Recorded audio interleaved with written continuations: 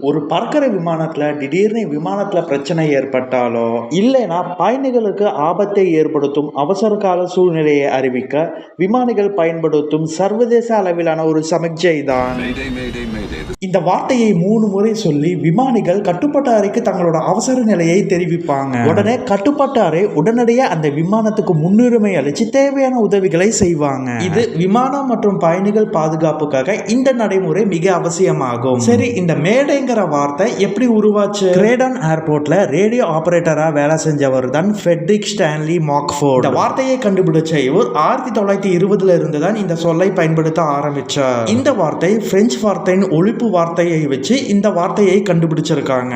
இந்த மேடைங்கிற வார்த்தை பிரெஞ்சு மொழியில மெய்டர்னு அழைப்பாங்க.